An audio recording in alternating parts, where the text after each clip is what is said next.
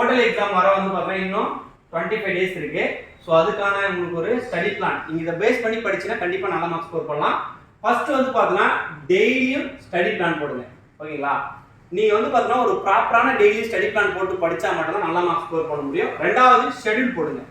ஓகேங்களா? ஷெட்யூல் போட்டு படிங்க. எந்த சப்ஜெக்ட்லாம் உங்களுக்கு வீக்காக இருக்கோ அந்த சப்ஜெக்ட்டுக்கு வந்து எக்ஸ்ட்ரா டைம் கொடுங்க.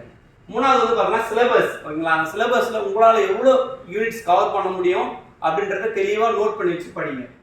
நாலாவது டெய்லியும் படிக்கிறத ரிவிஷன் ரொம்ப ரொம்ப முக்கியம். ஓகேங்களா? ரிவிஷன் பண்ணுறது ரொம்ப ரொம்ப முக்கியம். நைட்டு படிச்சுன்னா காலை ரிவிஷன் பண்ணுங்க, காலைல படிச்சுன்னா ஈவினிங் ஒன்ஸ் வந்து ரிவிஷன் பண்ணுங்க. அப்புறம் வந்து பார்த்தீங்கன்னா செக்லிஸ்ட் போடுங்க. ஒரு வீட்டில் ஒரு செக்லிஸ்ட் போட்டு ஃபிசிக்ஸ் இன்னைக்கு இவ்வளோ முடிச்சிருக்கோம், கெமிஸ்ட்ரி இவ்வளோ முடிச்சிருக்கோம், சயின்ஸில் இவ்வளோ முடிச்சிருக்குன்னு சொல்லிட்டு செக்லிஸ்ட்டை ஃபாலோ பண்ணுங்க. அப்புறம் வந்து பார்த்தீங்கன்னா வீக்லி படித்தது எல்லாமே வீக்லி டெஸ்ட்டாக நீங்கள் கண்டக்ட் பண்ணிங்க, இல்லை நம்ம ரெகுலராக டெஸ்ட் கொஸ்டின் பேப்பர்லாம் போடும், அதையும் ஃபாலோ பண்ணிங்க. அப்புறம் ப்ரீவியஸ் இயர் கொஸ்டின் பேப்பர் அதெல்லாம் நான் ரெகுலராக அப்டேட் பண்ணுறேன். அப்புறம் மாடல் கொஸ்டின் பேப்பர் நான் ரெகுலராக அப்லோட் பண்ணுறேன். இதெல்லாம் வந்து நானே கொடுக்குறேன். ஓகேங்களா? அதுக்கப்புறம் ஒரு ஒரு ஸ்டடி பிளான் நான் சொல்கிறேன். ஓகேங்களா? இந்த வே ஆஃப் மெத்தடில் நீங்கள் ஃபாலோ பண்ணீங்க, இல்லை உங்களோட வே ஆஃப் மெத்தட் கூட நீங்கள் ஃபாலோ பண்ணீங்க.